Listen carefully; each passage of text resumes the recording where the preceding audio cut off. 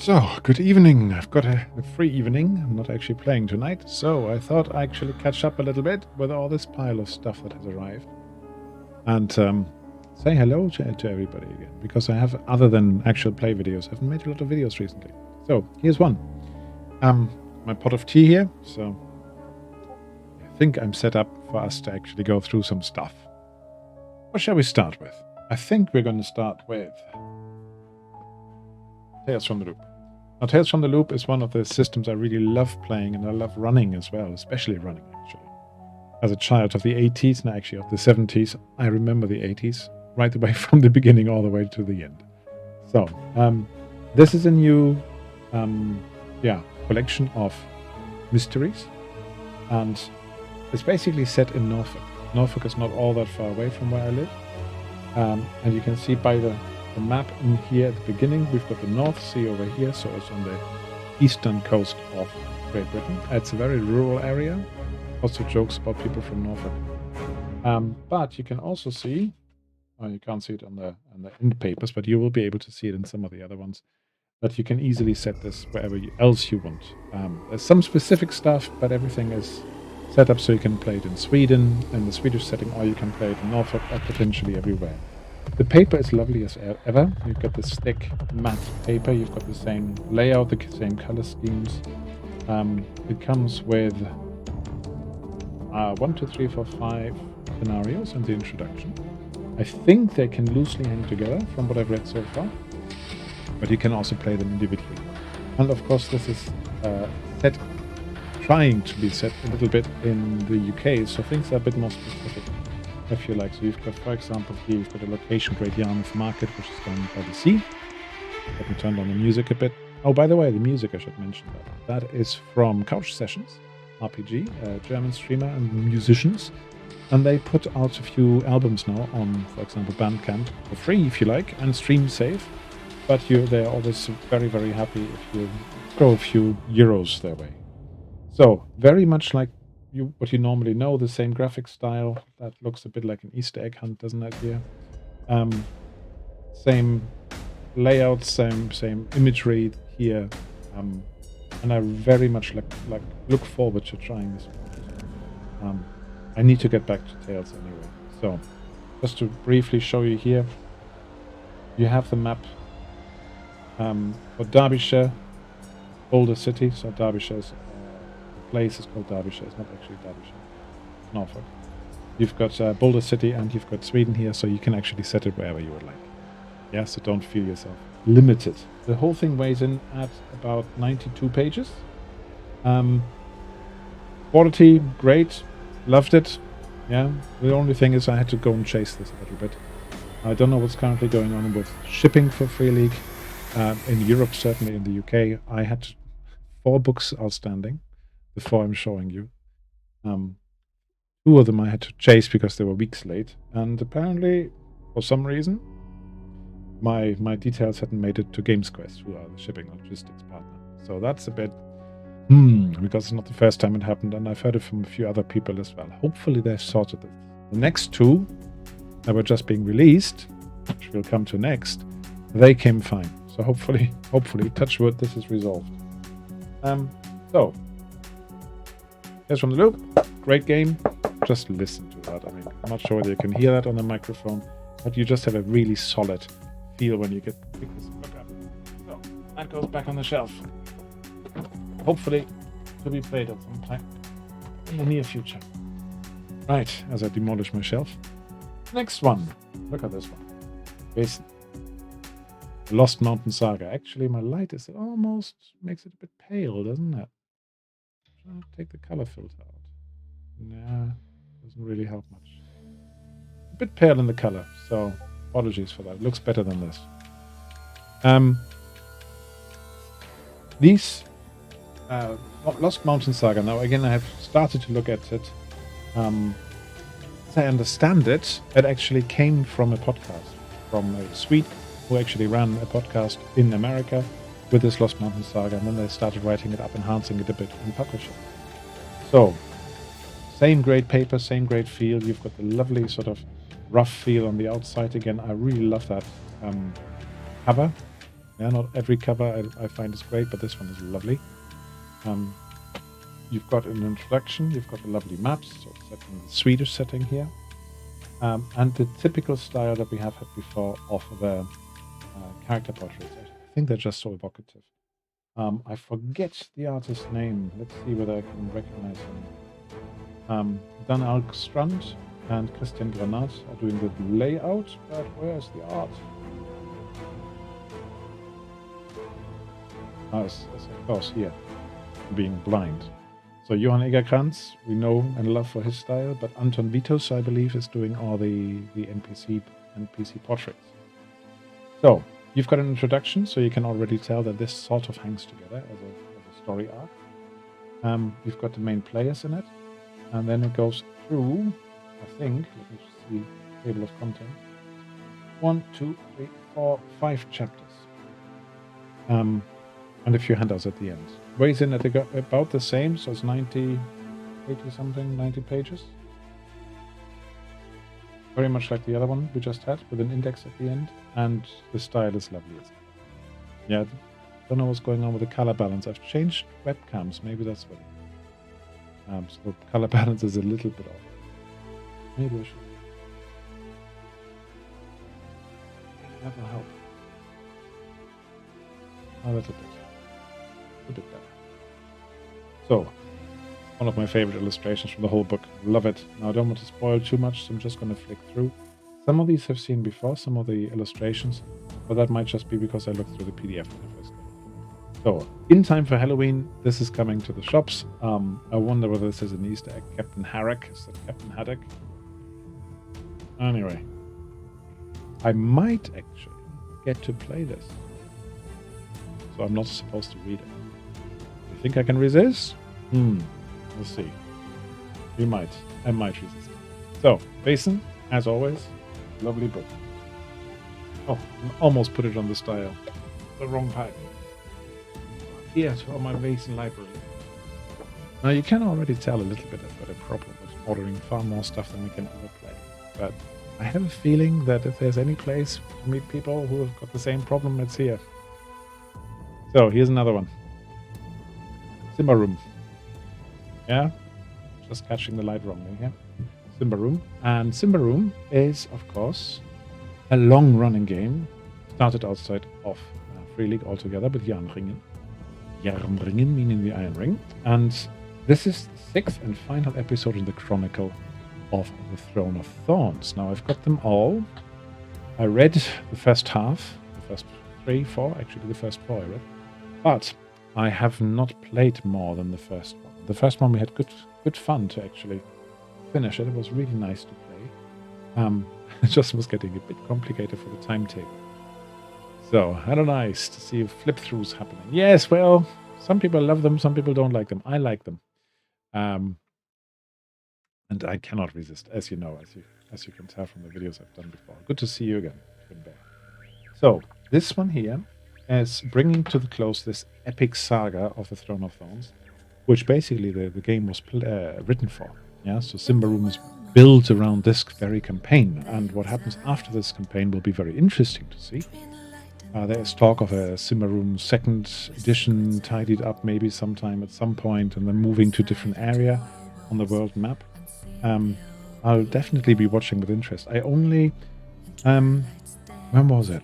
About a week ago, I ran a game, the 13th actually, Friday the 13th. I ran a game on a German stream of Symbaroum, of Slaves to Fate, which is a marketplace adventure, and I just got bitten by the bug again. So hopefully, again, I'll get this to the table. I'm not sure I'll ever run the full campaign, to be honest. It's huge. But yeah, what have we got? Without spoiling anything, you've got the typical great artwork in it, very evocative. You can see that it's very dense text again, and lots of explanations, and they have to accommodate all those different things that might have happened in the storyline before. So just from flicking through, I can tell that they try to accommodate them. But yeah, just to flick through. The paper, it's different. It's a sort of glossy paper, but it works in this game, I think. We've got some maps here. We've got some insert boxes. You've got, of course, your NPCs, Beast Clan. Not spoiling too much. Get away from the Beast Clan. Another map here. Landfall sounds like an island. And then you've got all the events that are going on. Simba, where we meant to go right from the beginning, right? Character art, the style has changed a little bit. These look a bit tidier than previously. Not quite as a rough, broad brush. But yeah, you've got all these. And of course, if you are looking for an overview of the campaign, one that actually shows you how it all hangs together, they are published or have been published for a while on Free League's website. Focus slightly better. Slightly. It's an old camera and it seems to either focus on the left or on the right, not both at the same time. This is number 6 in the campaign. Originally, they said it would be a 7-part campaign, but this is now the last one. 6th one. Yeah? So some really cool pictures here. That looks like you wouldn't be able to eat a donut with that. So, we've got some handouts. Your mileage may vary, but some of these can be really hard to read. But actually, I think that these ones are tidier. They're a bit clearer again. Yeah, so the font is a bit easier to read, especially as some of the younger players I sometimes play with have problems reading joined-up handwriting. They're just not used to it. So, lovely book. Been waiting for this for a long time. And it's now here. I've got the complete set. Yay! And this is just the moment when they announce the 2nd edition. For those who follow my German channel as well, Symbaroum, there is a German translation of the core book and of some of the other things. And what was I was just seeing a Discord message pop up, which is really distracting. Yes, there is a German edition of it, but the license holder, basically the small publisher called Prometheus, they've gone under. And there's another publisher looking to pick this up called Uhrwerk Verlag, possibly doing this in German. However, they're now a bit shy and saying, let's wait what Free League are saying about a potential 2nd edition before we do anything with it. I can understand that, but it just means another delay before the German players get to play this. Bit of a shame, but maybe Free League, yeah. If you hurry up a little bit and let them know, then that can move on. So, Symbaroum. All the parts and all the adventure maps packs. Stowed away. Time for some tea. Before we get to this one here. Another beauty. So you can tell the postie has been quite busy in getting to my house recently. So this again is a lovely book. It's got the same rough feel as the Vaesen book. I think it looks a bit grey maybe, but it's evocative. Yeah, I just have to say that poor horse having to wade through the snow here with 2 riders on. That's not over knee height. That is not good for a horse. So tells my daughter tells me. So usual look. We know this look.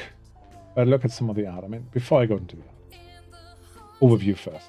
So, we've got the typical layout. We've got 1, 2, 3, 4, 5, 6 stories. They are again loosely hanging together. I got my family actually to sit around the table in the summer when we had the PDFs to play from. And we played the first one. So we had done the starter set. We've done an impromptu adventure in the middle where I just made something up. And we played a troll hole if ever there was one. And that was a nice story. There was some moral quandaries, there was some fighting, there was some sneaking, it was nicely mixed. So I really liked that one. I think this is more of a here's an adventure, take it to the table book than the previous one, which is up there. The Tales from the Lonelands. No, sorry. Ruins of the Lost Realm. So this one here was more of a sandbox with a very interesting city and lots of people and then some ideas of how you could run something. Whereas this one here, yeah, they make a nice pair, don't they? It's really more like, here's an adventure, go and run it. So it was more accessible, more immediately accessible for me to run with a family. Artwork, lovely again. Yeah, I had seen it in PDF, but in the print it's just so much more impressive. And you've got all the lovely layout. You've got all the little touches here, the pin portraits. I think it's still the best looking game that really put out right now. even better, I think, than Tales from the Loop. Yeah. So this is almost a bit too dark for my liking, but you can find a few things in it once you start looking. Yeah.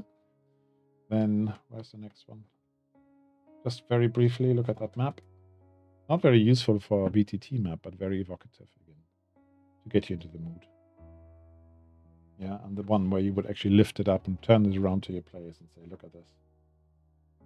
Yeah, you can. One build tells a whole story. One picture. Yeah, they go together, those covers. You're right, yeah, Faded Glory, the old aqueduct or viaduct, whatever that one is. Not to strike without need. I think there's one more. Wonder of a Northern World. Almost like a roundhouse. It's a bit like an igloo almost. So we're going to different places, and yes, they're not very friendly to visitors there. The Northerns.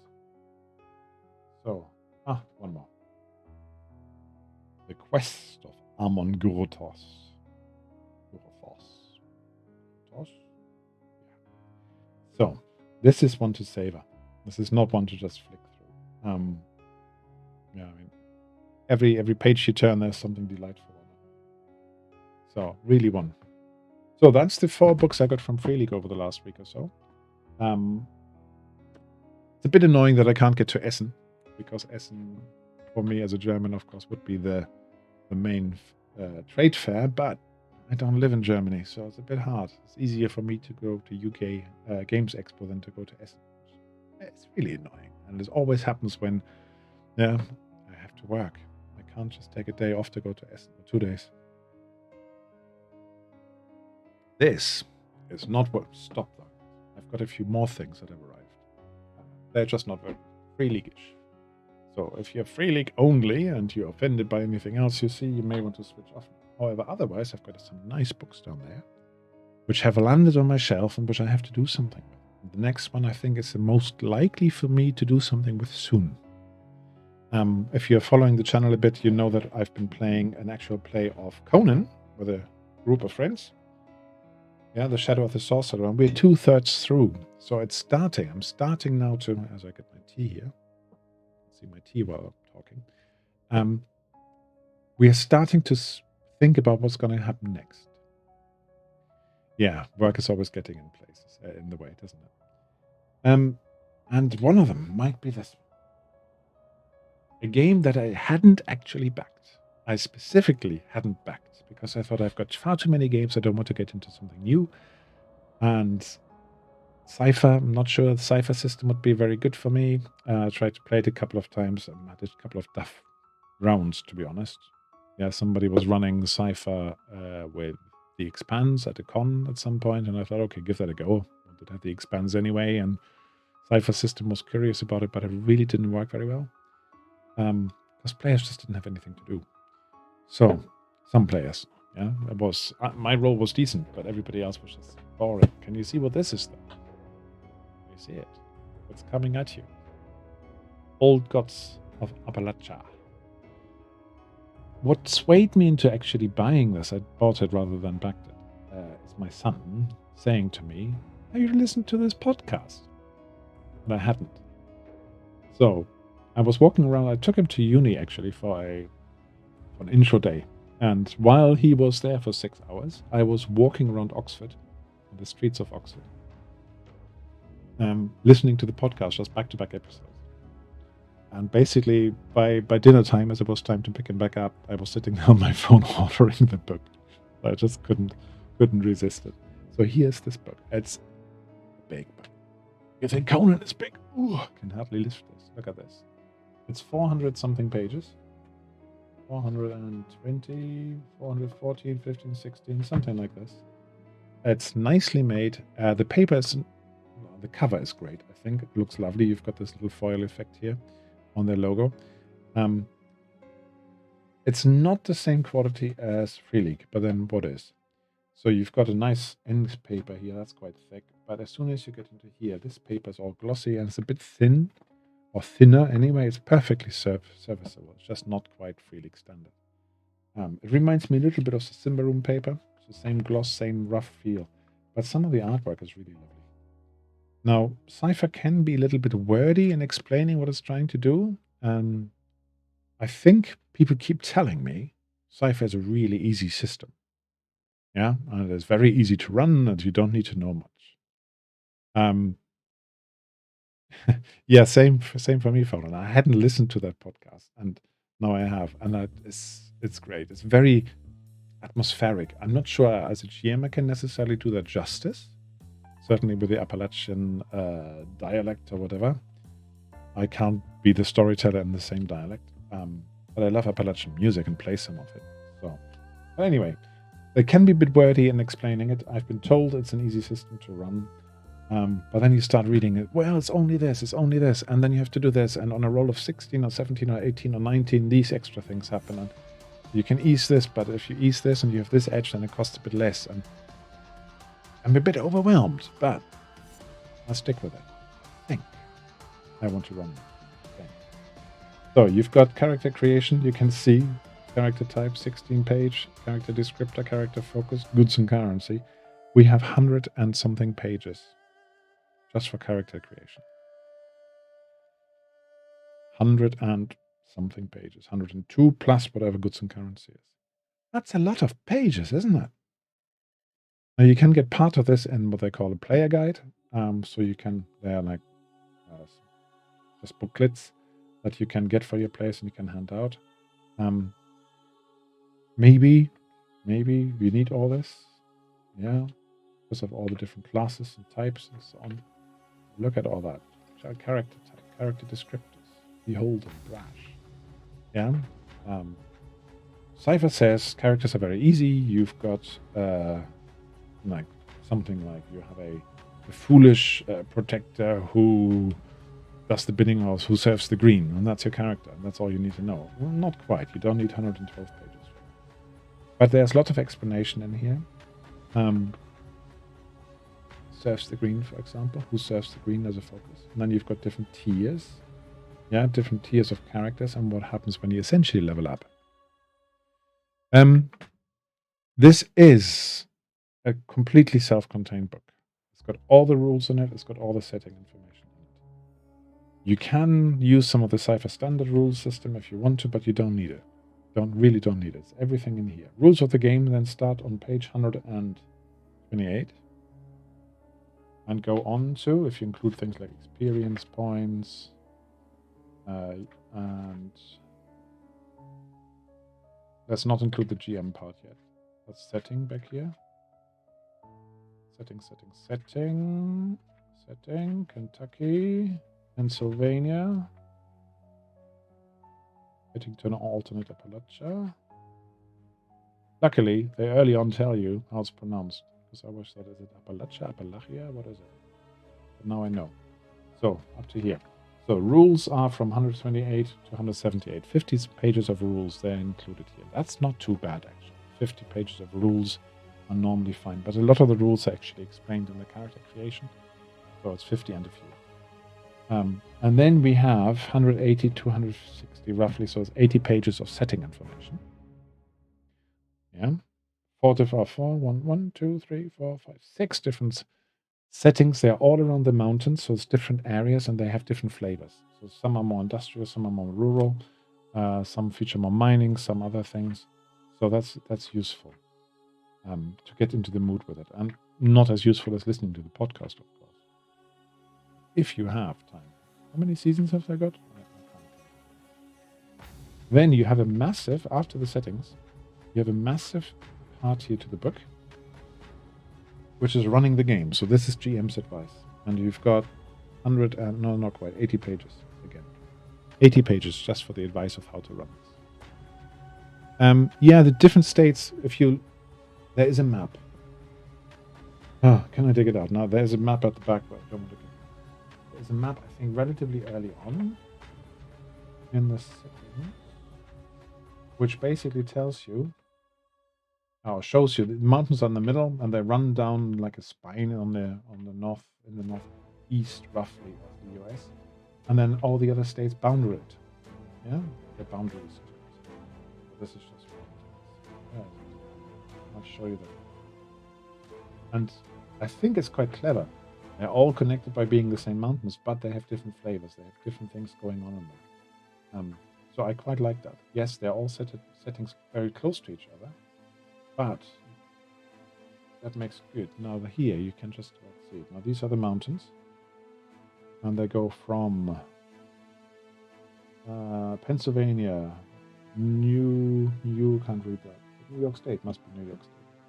So New York, Pennsylvania, Maryland, then you've got Virginia, West Virginia, Kentucky over here, Ohio on it, Tennessee, North Carolina, South Carolina would be down here. So this spine basically gives you the different states. Yeah, and they're like micro settings. I think that is quite good. 4 seasons? I think there might be more than that. Yeah. Right. So, and then after that, after how to run this game, there's a little bit of help at the end. And there's a little story. I've watched, yeah, so basically straight after how to run this with the beasties in it. You have a scenario. Luthia's Folly. Quite an interesting scenario. I quite like it. I like that picture as well. It's got, let's say, a luthier, who's a lute maker, fiddle maker, mandolin, guitars, and so on. All luthier. Even a banjo maker might be called a luthier. So it's got a musical touch, and of course that's close to my heart. I like that. And then there's what paths may cross. I watched a few of the actual plays that are out there. There are 3 or 4 out there for Luthier's Folly. And I'm just doing something else I'm currently starting to watch. And they're quite evocative often. But sometimes I feel that 1 or 2 of the aspects of the cipher system are actually getting in the way of the story a little bit. Maybe that's just the GM style. I haven't sussed it yet. But there's this step of almost negotiating for the difficulty of a task. And then people say, well, I've got this skill, and it eases it by 1. And maybe if I do this, it eases it by another 1. And all of a sudden, the really difficult task becomes almost a bit cheap. And in 2 of the actual plays that I watched, actually, that got in the way of the mood for me. It sort of destroyed and stopped the mood, narration. So that's something I would have to navigate if I run. So, but gorgeous book, plenty of ideas in here. I quite like that they have a consent checklist here, like veils and lines and veils sort of thing. Pre-paired with the themes of the game. I quite like that. That's quite cool. And you can download free copies of this form fillable. And we seem to have a very good index. The character sheet always gives you a flavor for it as well. Very simple. So 3 stats over here. Might, speed, intellect. Then you've got room for your skills, not to explain what they are, just to name them. But lots of special abilities, ciphers, and equipment. So ciphers are still in here. Small things, small gadgets that allow you to do a trick. You're supposed to go through them quite quickly.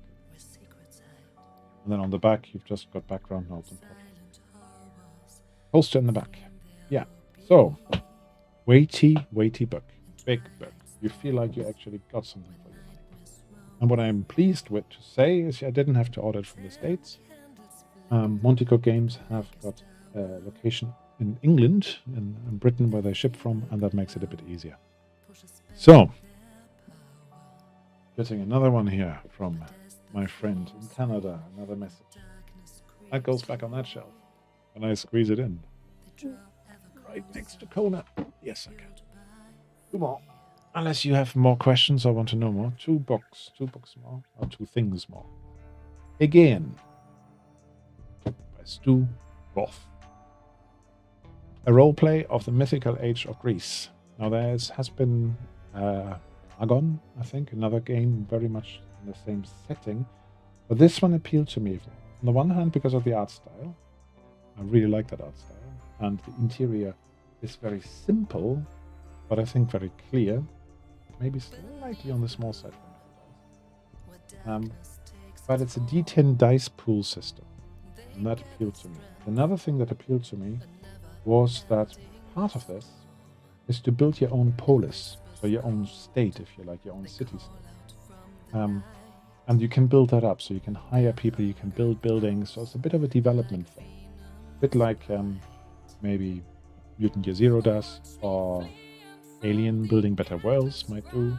right? Just out. Just got the PDF, haven't read it yet. Sorry, Dave. So I like the looks of this very much and the feel of it, and I like the smaller format. That comes as a pretty chunky book here. But also, you can already see the next thing. Came with nice dice. It came with character sheets and so on. 300, yeah, 300 pages with names lists as well at the back. Yeah, you can't see those, but there's lots of names here. Always useful in different systems. And it comes with Book of Empires, which basically gives you other realms and basically, as if I read this correctly, a rough story how you can move through the War of Troy. Yeah, so it's a campaign book. Different culture. I had actually a book, Mythic Greece, which I bought in the late 80s, early 90s, and I actually ran a few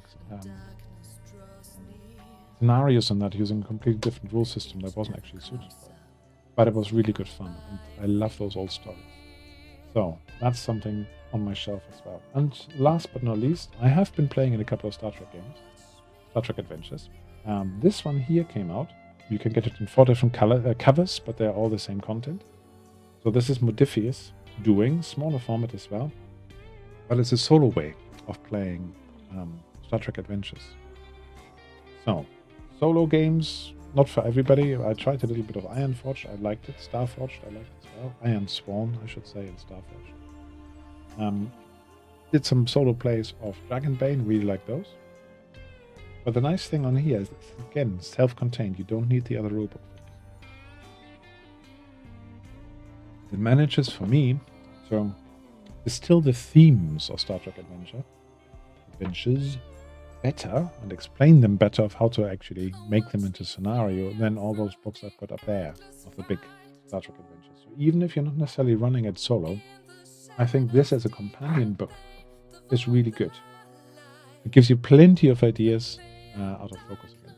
Plenty out of ideas of how to create sessions, what are the hazards in it, yeah, what's the civilization you're dealing with. So all of those generating tables at the back. It gives you lots of ideas here on ships and how to handle ships and lots of examples. Yeah. And I actually find this a bit easier to read than the black background of Star Trek Adventures itself. So here are all the different ships. Yeah.